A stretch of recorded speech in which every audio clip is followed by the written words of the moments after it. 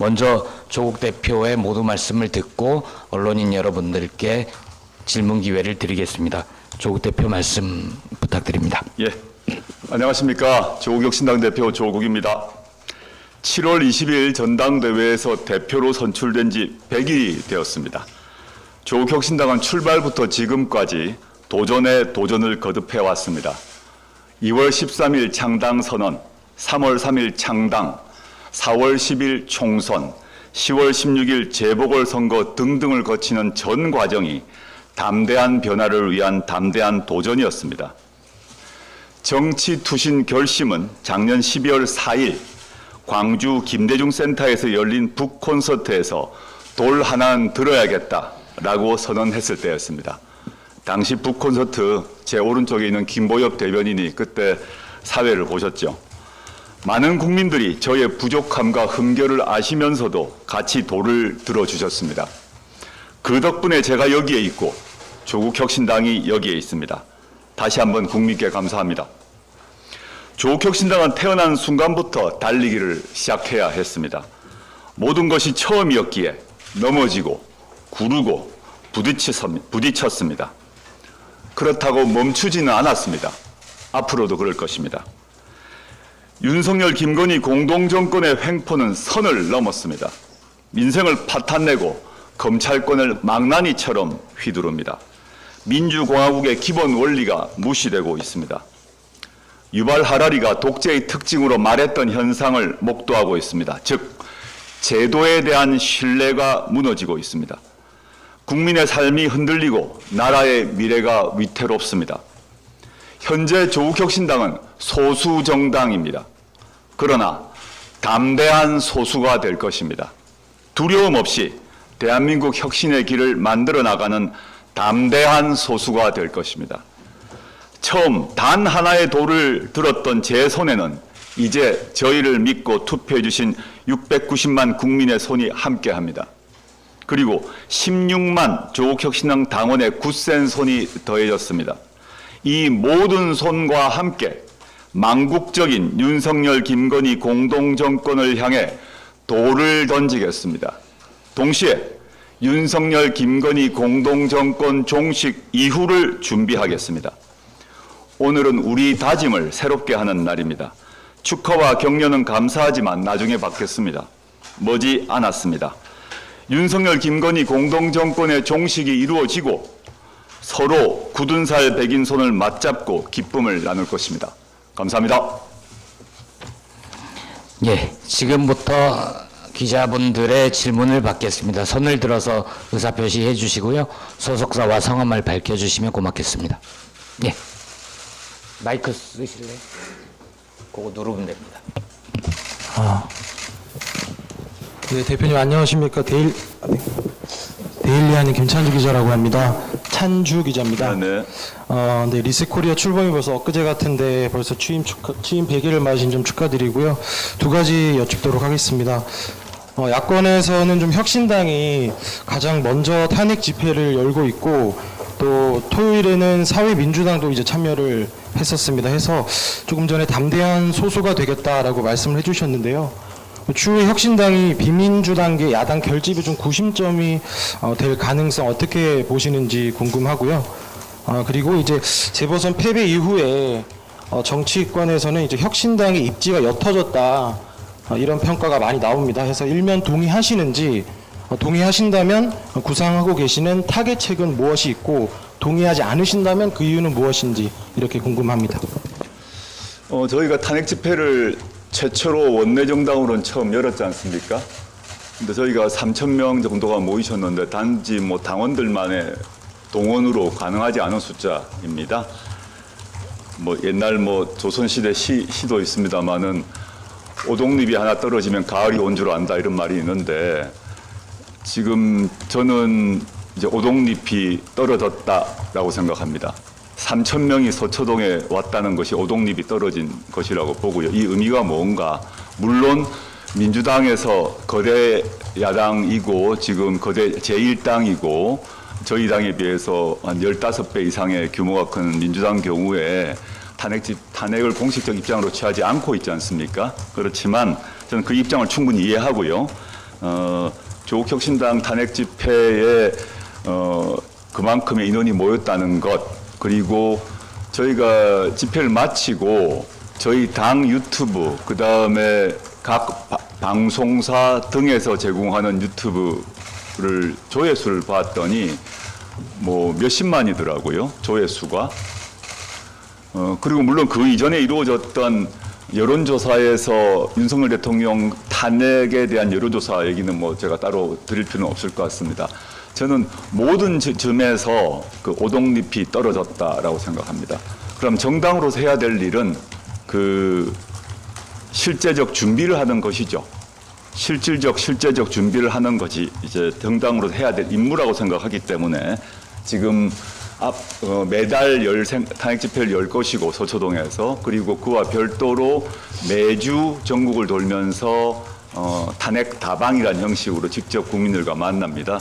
뭐 이미 예고가 되었습니다만 지금 대구가 확정되었고, 대구 다음이 목포 다음이 전주, 그 다음 광주, 이렇게 다 일정은 다 잡힌 것으로 알고 있는데 공식 공지는 아직 나가지 않은 것으로 압니다. 거의 12월까지 일정이 거의 잡혀 나가고 있습니다. 그래서 주 단위로는 탄핵 다방을 전국으로 돌 것이고요. 대구를 시발점으로 해서, 그다음에 매주는 매달은 탄핵 집회를 서초동에서 열 생각입니다. 일단 그거 먼저 정보 차원에서 말씀드렸고, 김기현님께서 말씀하신 것과 관련해서 보면 뭐 비민주당계 야당의 구심 이런 말씀하셨는데 뭐 그렇게 말하는 것은 너무 과한 것 같고, 저희보다 작은 규모의 정당이 또 있지 않습니까? 뭐 진보당이건 사회민주당이건 기본소득당이건 크게 봐서 민주당보다는 저희 당, 즉 조국혁신당이 얘기하고 있는 탄핵에 가까운 말씀을 하시는 것 같습니다. 자연스럽게 같이 할 수 있지 않을까 생각을 하고요. 저희가 뭐 특별히 구심이 된다고 말하기보다는 비민주당계 야당과 함께 탄핵 문제를 대중화하는 데 노력을 할 생각이다 말씀드리고 싶습니다. 두 번째 얘기가 아마 11.6 이후에 입지가 약화되었다라는 말씀하시는데, 저희는 그렇게 생각하지 않고 오히려 반대로 11.6 이전에도 저희는 입지가 약했어요. 그러니까 지금 4월 10일 총선 시기는 조직세가 중요한 지역구 선거가 아니었기 때문에 그러니까 지역 조직이 필요 없다란 말은 과하지만 지역 조직이 크게 중시하지 되지 않는, 오히려 비전과 아젠다가 중심이었던 4월 10일 총선이었다면, 그 뒤부터는 저희가 원내로 진입하고 난 뒤는 모든 면에서, 즉 조직과 재정 모든 면에서 전 제도 차원에서 민주당에 비해서 뭐 15분의 1 또는 20분의 1 정도밖에 되지 않았기 때문에 입지가 그때부터 안 좋아졌어요. 새롭게 안 좋아진 건 아닙니다. 그거는 뭐, 그래서 실제 그렇지만 물론 이제 11.6 선거에서 저희가 향후 저희가 이제 다른 선거, 지역 선거도 나가야 되기 때문에 11.6 선거에 나가기로 당적 결정을 했고요. 그 속에서 저희가 무엇을 잘하는지, 무엇을 못하는지, 그리고 저희에게 부족한 것이 무엇인지는 실제 뛰어봐야 아는 거죠. 페이퍼만 보고 또는 사무실에서 뭐 이렇게 서류 검토한다고 당의 능력을 알 수는 없지 않습니까? 그래서 저희는 이번 11.6 선거의 의미를 아주 높이 평가하고 있는데, 결과 뭐 젖잘사 이런 말을 하는 게 아닙니다. 저희가 이루지 못했죠. 그런데 저희 11.6 선거를 통해서 조국혁신당에 어떤 강점이 있고 어떤 약점이 있음을 알게 되었기 때문에 저는 그 점에서 매우 의미가 있다. 그래서 저희가 어떤 점을 보강해야 될 것이고, 어떤 조국혁신당이 갖고 있는 장점 외에 저희가 약점들을 정확히 아는 중요한 그런 경험이었기 때문에 의미가 크다, 이런 의미를 말씀드리고 싶습니다. 네. 예, 다음 질문 받을 텐데요. 저희가 대략 30분 정도 계획을 하고 있습니다. 질문하고 싶은 게 많으시더라도 가급적 하나만 물어주시고요. 대표님도 좀 짧게 말씀해 주시면 고맙겠습니다. 알겠습니다. 예, 다음 질문 받겠습니다. 예. 저 SBS 한소희라고 합니다. 그 모두 말씀에서 윤석열, 김건희 공동정권 종식 이후를 준비하겠다고 했는데 이게 어떤 준비인지 일단 궁금하고요. 일단 조국혁신당이 지금 탄핵의 대중화에 되게 집중하고 계신 것 같은데 그 외에 이제 다음 지방선거 전까지 당을 이제 강화시키기 위해서 어떤 노력을 하실 건지도 궁금합니다. 예, 한 기자님 질문 관련해서 종식 이후를 준비한다는 건 두 가지 측면이 있는 것 같습니다. 하나는 이제 정책 차원이 있겠죠. 그러니까 윤석열, 김건희 공동정권이 종식되면 바로 어떤 정책을 펼 것인가의 문제가 있습니다. 예컨대 연금 문제부터 시작해서 의료개혁 문제, 지금 뭐 모든 문제에서 다 지금 엉망진창이 되고 있다고 보고 있기 때문에 지금 윤석열 정권이 하고 있는 그런 여러 가지 각종 정책을 저희 당은 다 동의하지 않고 있고 대안을 마련하고 있거든요. 저희가 당론으로 발의한 여러 법안을 보시면 될 것 같습니다. 연금, 뭐 의료개혁 문제, 연금 문제, 의료개혁 문제, 지방살리기 5법, 검찰개혁 4법 등을 더 전체적으로 바로 실현을 해야 되니까 정책적 대안이 하나 있고요. 두 번째는 이건 정무적 또는 정치적 문제겠습니다만은 윤석열 정권을 종식시킨다는 방식이 여러 가지 방식이 있지 않겠습니까? 그러니까 탄핵을 통해서 이루어진 방식이 있을 수 있고 또 탄핵이 아닌 방식의 종식도 가능하다고 생각합니다. 그 문제는 제가 지금 뭐 단정적으로 얘기할 수 없는데 그러기 위해서는 저는 다수파 연합이 필요하다고 봅니다. 즉 다수파 연합이라 했을 때는 당연히 뭐 지금 수권 정당이라고 할 수 있는 일당인 민주당이 포함될 것이고 또 조국혁신당도 당연히 그에 합류를 할 것인데 그것 외에 지금 탄핵을 위해서도 또는 거부권을 다시 무력화하기 위해서도 또 정권 교체를 위해서도 저는 이제 민주당이나 조국혁신당 등 외 야당 외에도 보수 진영 내에서도 윤석열, 김건희 공동정권을 부끄러워하는 세력이까지 포괄되는 다수파 연합이 필요하다고 생각하고 있고요. 두 번째 질문 같은 경우는 한 기자님 말씀하신 것, 저희가 그 조광특위가 이제 가동되기 시작했고요. 그 다음에 저희가 창당하지 못한 지역이 많습니다. 당원 수는 이제 시도당 창당의 요건은 이미 다 갖추었는데 여러 가지 이유로 이제 미뤄온 그 지역이 많이 있습니다. 뭐 제주, 세종, 충북 등등등 뭐 경북 이렇게 있는데 그걸 연초까지 시도당을 전국에 걸쳐서 완결하는 작업들이 진행될 것입니다. 그리고 지역위원회 책임자들을 이제 뭐 공모 또는 뭐 추대 등의 방식으로 지역위원회를 건설하는 작업들이 내년 봄까지 시도당 창당과 지역위원회 구성이 내년 아마 봄까지 정도, 3월까지 정도 이루어지지 않을까 생각하고 추진 시작을 했습니다. 네. 예. 먼저. MBC 정상빈입니다. 방금 회원에서 말씀 주실 때 윤정권을 종식시키는 방식이 여러 가지가 있는데 탄핵이 아닌 방식이 가능하다 말씀 주시면서 긍정적으로 말씀 주시면 어렵다고 하셨는데 그것만 구체적으로 어떤 방안들을 생각하고 계신지 설명해 주세요. 뭐 교과서적으로 일단 얘기를 해야 될 것 같습니다. 정치는 생물이기 때문에 이제 이 말씀대로 어떤 식으로 될지 우리는 아무도 알지 못합니다. 저희가 탄핵을 얘기하지만 그 탄핵만 생각하고 있는 것도 아닙니다. 탄핵은 상징적으로 탄핵을 제가 주장하고 있지만 법적인 탄핵만이 윤 정권 종식의 유일한 방법이라고 생각하지 않습니다.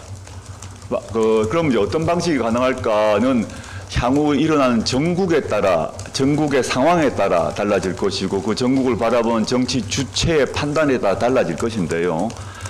뭐 탄핵이 있을 것이겠죠. 법적으로 탄핵이 하나 있겠죠. 퇴진도 있을 것이겠죠. 개헌도 있을 수 있겠죠. 하야도 있을 수 있겠죠. 여러 가지 방식이 있을 것인데 그 방식을 미리 지금 이렇다라고 생각하지 않고요. 대한민국 역사 정치사에서 조기 종식되었던 사례를 쭉 보시면 그 사례를 쭉 다 보시면 그것들이 융합되어 나타날 수도 있고 박근혜 정권이 조기 종식되었을 때 최종적으로는 탄핵이었지만 잘 기억해 보시면 그 전에 개헌을 하려고도 했어요. 그리고 하야도 하려고도 했어요. 당시 여당 내에서입니다. 당시 야당이 요구가 아니라 그런 것들이 지금 다 가능성으로 존재한다라고 생각합니다. 저는 윤석열 정권은 이미 국정 운영의 동력을 잃은 상태라고 봅니다. 그 모든 여론조사에서 잃었고요. 여기서 뭐 진보층, 중도층 말고 보수층 분들이 결단을 해야 될 시기가 왔다고 생각합니다. 즉 보수의 수치라고 저는 생각을 하는데, 윤김이 2년 반 동안 통상적인 기준의 절차에 따라 2년 반 동안 윤김 정권을 보위하는 것이 한국 보수 정치 세력이 해야 될 일인가? 저는 아닐 것 같습니다. 그 정도 말씀드리죠. 안녕하세요. 저 경향신문 이유진 기자입니다. 지금 혁신당은 탄핵 소추안 준비위원회도 출범을 했고 지금 탄핵에 대해서 구체적으로도 이제 추진을 하고 있는데 결국은 민주당의 도움이 절실한 상황이고 오늘 황운하 원내대표도 뭐 최고위원회에서 얘기하긴 했지만 결국 민주당과의 협력이 필요하다고 생각되는데요. 조국 혁신당은 혹시 지금 탄핵 운동과 관련해서 민주당과 협력을 논의하고 계신지, 그렇지 않다면 언제쯤 이런 협력 논의를 좀 제한하실 생각인지 궁금합니다. 일단 탄핵소추안 위원회를 만들었고요. 저 위원장까지 되어 있고 실제 저희 안에 뭐 법률가들이 많이 있기 때문에 탄핵소추안을 작성을 하고 있습니다. 완결된 건 아니죠. 근데 딱 그 결정적 시기가 오게 되면 그 안을 완벽하게 만들 건데 초안이라도 조만간 공개할 생각입니다. 그건 말씀드리고 싶고, 이제 당연히 탄핵을 하려면 민주당의 도움이 필요하죠. 근데 탄핵을 하려면 민주당과 조국혁신당만으로도 안 되죠, 사실은. 그렇지 않습니까? 숫자 뭐 산수를 해보면, 그건 뭐 그걸 전제로 해보게 되면 지금은 민주당은 아시다시피 이번 주말이네요. 김건희 규탄 대회를 하지, 탄핵 때는 하지 않지 않습니까? 뭐 시기를 기다리실 것 같은데, 탄핵을 가지고 민주당과 공식적으로 얘기해 본 적은 없습니다. 없는데, 제가 날짜를 약간 혼동스럽긴 한데, 2016년이네요. 2016년 10월 29일에 당시에 박근혜 대통령에 대한 첫 탄핵 집회가 공식적으로 2016년 10월 29일에 열렸습니다. 그랬을 때 당시 민주당 지도부가 참여를 거절했습니다. 근데 그때 첫 탄핵 집회에 민주당 의원 3명, 4명 참석했습니다. 박주민 의원이 있었던 것 같아요, 제 기억에. 그리고 정의당의 노회찬 의원이 이제 연설을 했고, 당시에 이재명 성남시장이 마이크를 잡은 것으로 기억합니다. 당시 이재명 성남시장은 경기도지사도 아니었고 대권 후보도 아니었고 지금같이 민주당 당대표도 아니었죠. 뭐 너무 잘 아시다시피 2016년에 그 시기 2016년 10월 29일과 2024년 10월 26일을 한번 연결시켜 보시면 되지 않겠는가라고 생각해 봅니다. 흐름을 잡아 나가는 역할을 저희가 하겠다는 것입니다.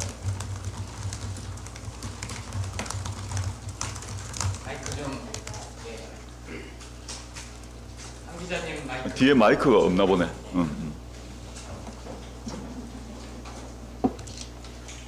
네, 연합뉴스 한혜원 기자입니다. 대표님 얼마 전에 명예훼손죄, 친고죄로 전환하는 내용의 법안 개정안 발의하셨는데요. 그렇게 발의를 하시면서 페이스북에도 이재명 대표도 비슷한 생각을 가지고 있었던 것으로 안다 이렇게 언급도 하셨는데 관련해서 뭐 이재명 대표와 얘기한 바가 있으신지, 민주당의 입장은 어떻다고 보시는지. 예. 아직 답은 못 받았고요. 조만간 이제 장외 집회 이렇게 끝내고 11월에 예산국회 아닙니까?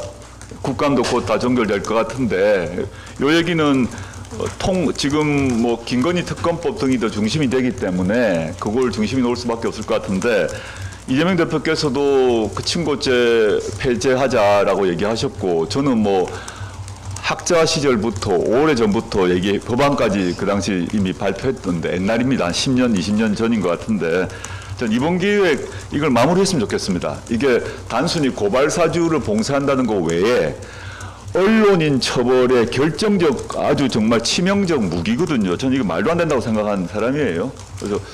그래서 아예 미국처럼 아예 폐지하는 방식이 있겠지만 그건 좀 무리라고 한다면 제가 발의했던 법안을 잘 보시면 저는 뭐 진보 보수를 떠나서 합당한 얼마든지 합의할 수 있는 그런 법안이라고 봅니다. 한번 법안 참조해 주시면 좋겠습니다.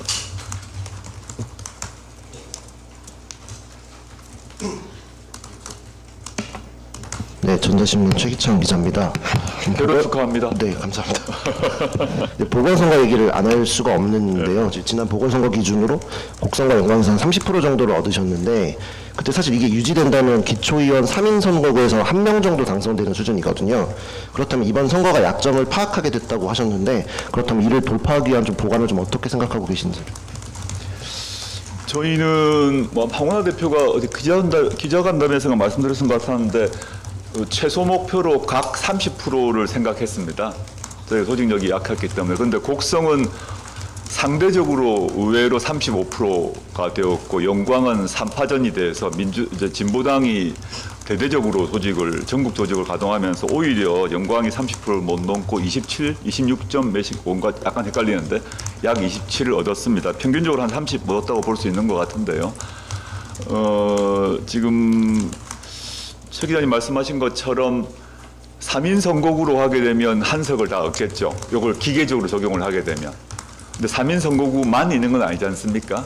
군의원, 시의원, 도의원 선거가 다 그 26년 6월이죠. 6월에 있는데 저희가 이번 선거에서 느낀 바지만 민주당 같은 경우는 또는 뭐 진보당 같은 경우도 영광에 도의원이 있죠. 영광에 민주당 같은 경우는 영광 또는 그 지역의 시도 군의원 다 있죠. 저희는 0이었거든요. 그래서 요거를 그 풀뿌리 민주주의를 구현하기 위해서도 또 저희의 조직을 대중정당을 만들기 위해서도 가장 낮은 단위 도의원은 물론이고 시의원, 군의원들을 한 명이라도 배출을 해야겠다는 생각을 가지고 있습니다. 저희의 조직세에서 뭐 다수를 차지하기는 쉽지 않겠죠. 그렇지만 단순히 호남만이 아니라 경북에서도 예를 들자면 경북에서도 3인 선거구가 다 있을 거 아닙니까? 서울은 물론이고. 그래서 뭐 희망컨대 3인 선거구에서는 다 한 명씩 얻고 3인 선거구가 아닌 지역에서도 좋은 후보, 특히 지역에 그 뿌리를 내리고 있고 가능하면 저희는 좀 젊은 분들을 좀 후보로 내세우고 싶은데 그 지금 말씀하셨던 대략 30% 정도의 그 시도시 군도 지방자치의원들을 지역 의원들을 26년 6월에는 그 정도의 수를 확보하는 것이 목표입니다. 그러기 위해서 아까 말씀드렸던 시도당이 당연히 있어야 될 것이고 그러기 위해서는 당연히 지역위원회가 있어야 되죠. 그래서 26년 6월까지 천천히 단계 조직을 좀 만들어내고 26년 6월에는 이제 호남만이 선거가 있지 않으니까요, 당연히. 전국적으로 지방선거에 후보를 내서 한 30% 정도, 요번에 영광 곡성에서 얻었던 30% 정도를 전국적으로 확보하는 것이 저희의 목표입니다. 예. 시간 관계상 한두 분 정도만 더 할 수 있을 것 같은데요. 예, 아까부터 손 들고 계셨으니까. 예.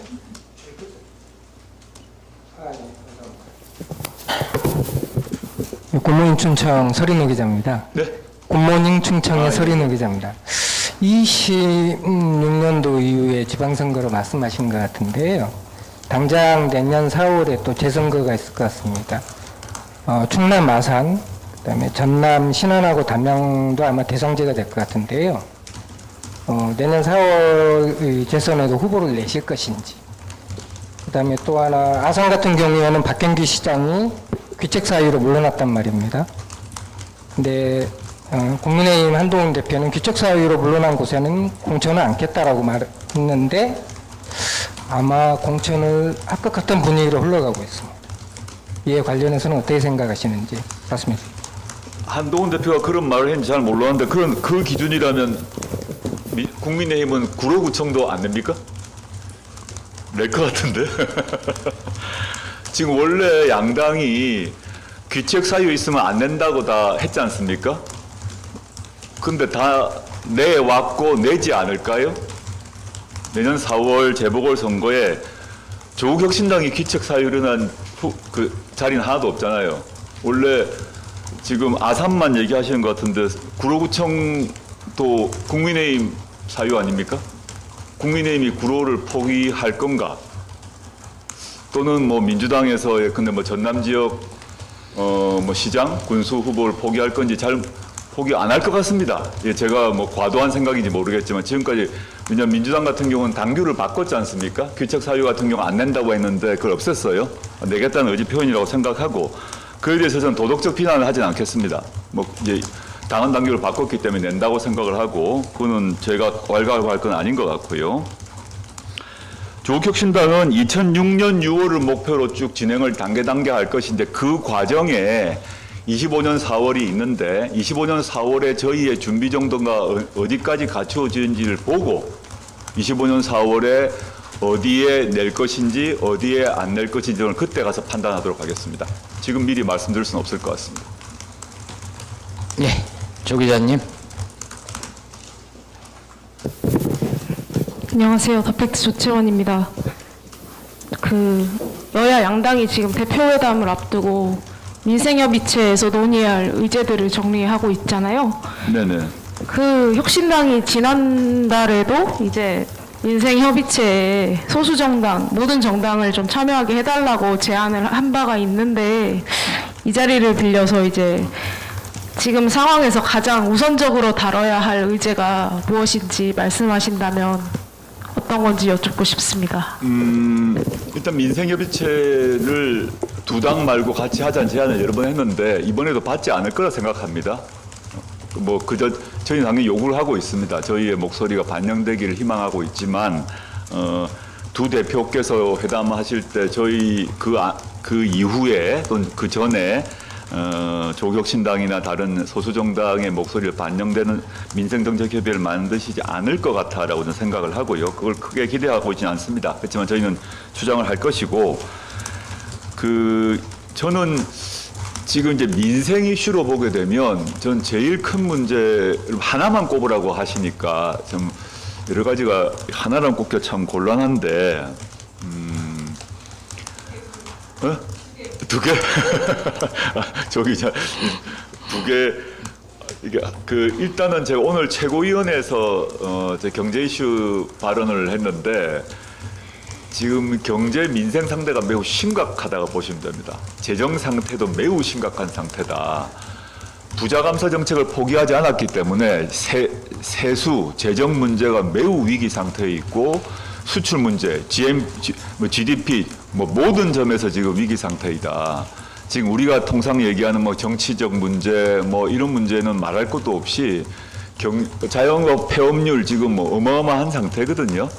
이런 것들을 저는 경제 민생 문제 관련해서 오늘 제가 최고위원회 발언을 한번 참조해 보시면 구체적인 걸 좀 지적해뒀으니까 그걸 좀 참조해 주시면 좋을 것 같고 저는 지금 빨리 부자 감세 정책을 폐기해야 된다. 안 그러면 재정 위기가 심각해질 거다 생각하는 점을 하나로 꼽으라면 그걸 하나 꼽고 싶습니다. 예, 마지막 질문. 예, 저쪽이 카메라 벽이 있어서 안 보였습니다. 예. 예, 마지막 질문으로 하겠습니다. 네, 안녕하세요. 저 뉴스토마토 김진양입니다. 질문 기회 감사하고요. 대표님 취임 100일 축하드립니다. 시간 없으니까 짧게 하나 간단히 여쭤보고 싶은데요. 지금 여러 가지 앞에서 말씀 많이 주셨는데 당의 지지율 같은 경우가 지난 총선 때에 비해서 지금 좀 많이 떨어져 있잖아요. 그래서 앞으로 26년도 6월에 지방선거 목표로 준비한다 하셨는데 그럼 짧게는 내년 초 정도, 좀 길게는 그 지방선거 있을 시점까지 해서 그 당의 지지율을 어느 정도까지 끌어올리실지 그 목표 좀 제시해 주시면 감사하겠습니다. 예. 이런 질문은 제가 공식적, 비공식적으로 기자분들과 뵐 때도 많이 받았는데요. 4월 10일 총선 시기는 국민들이 1인 2표를 가지고 있었고 1인 2표를 전제로 하는 여론조사가 진행되었던 것입니다. 그래서 당시에 저희가 30%까지 올라가는 그런 상황이었고 그래서 국민들이 예컨대 호남 지역 같은 경우는 비례정당 1위, 뭐 세종에서 1위를 만들어 주신 거죠.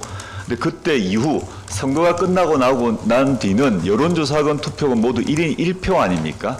그래서 4월 10일 이전의 여론조사와 4월 10일 이후의 여론조사를 단순히 비교하게 되면 안 된다라고 생각하고요.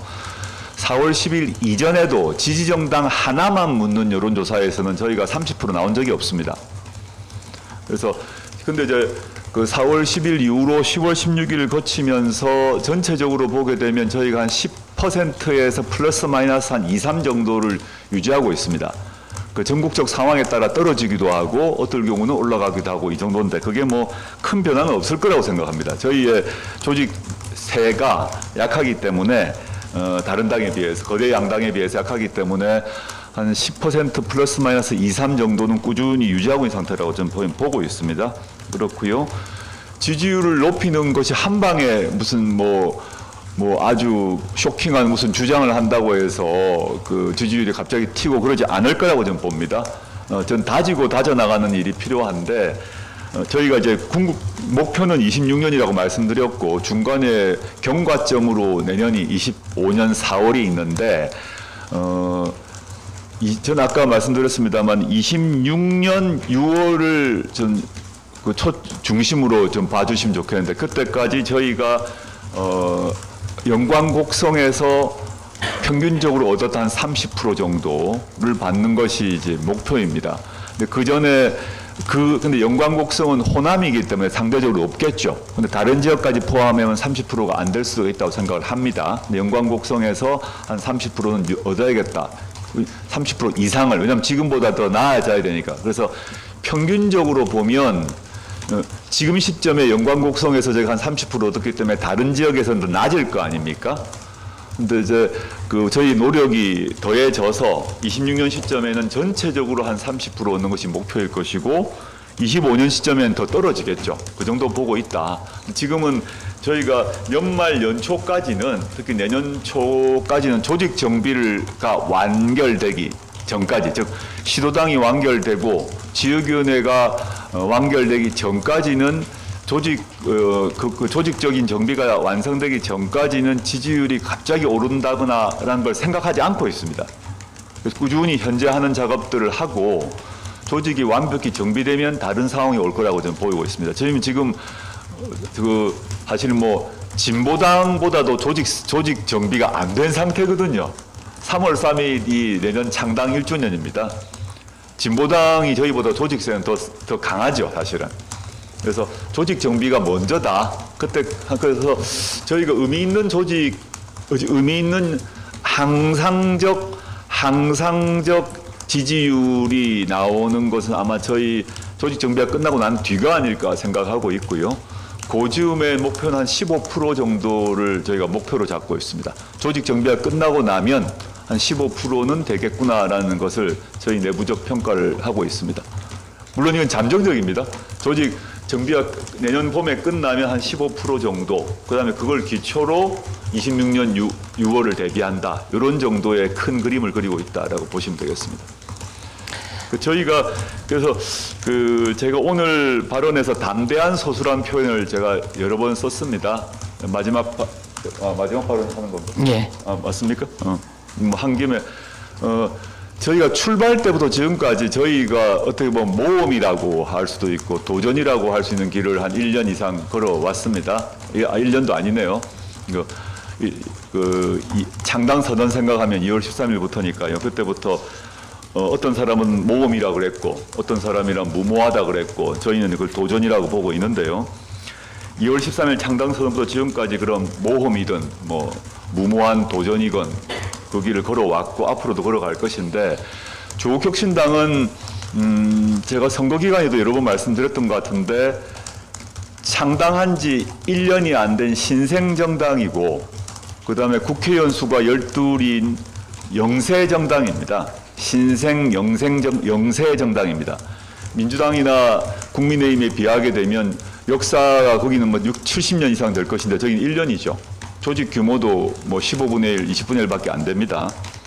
그렇지만 저희가 짧은 시간 내 일정한 성과를 거뒀고 이 성과를 가지고 다시 도전을 하려고 하는 것입니다. 그래서 저희는 소수인 게 맞다. 그런데 다수가 하지 못하는 담대한 여정을 시작했고 2월 13일 날 아무도 하지 않는 담대한 여정의 첫 발을 내딛었고요. 앞으로도 할 생각입니다. 그리고 뭐 국민의힘 얘기할 것도 없을 것 같고 민주당 같은 경우가 지금 그 유일한 수권 정당 아니겠습니까? 수권 가능성이 높은 정당 정확히 말하면요. 이겠죠. 지금 일당이기도 하고 모든 여론조사에서 수권 가능성이 높은 정당인데 여러분 기자분들 뭐 잘 아시겠습니다만은 정책 면에서 보시면 저희가 막 금투세 문제, 종부세 문제, 연금 문제 등등 여러 가지가 있는데 사실은 국민분들께 덜 알려진 정책적 차이가 분명히 있습니다. 그 차이는 저희가 일부러 차별성을 만들어내려고 억지로 만들어낸 게 아니라 애초부터 그랬던 것이다라고 보시면 되고 그 점에서 저희가 구별되는 정당을 만든 거죠. 저와 저희 당원 동지들이 다른 정당이 필요하다. 민주당과 다른 정당이 필요한 게 정치적으로 무슨 지분이 달라서의 문제가 아니라 정책적 차이, 비전의 차이가 있는 것입니다. 그래서 저희가 소수지만 담대한 도전을 한 것이고 담대한 소수로의 길을 갈 것이고 그것이 언제 다수가 될지는 아무도 모르죠. 저희의 능력에 달려 있을 것입니다.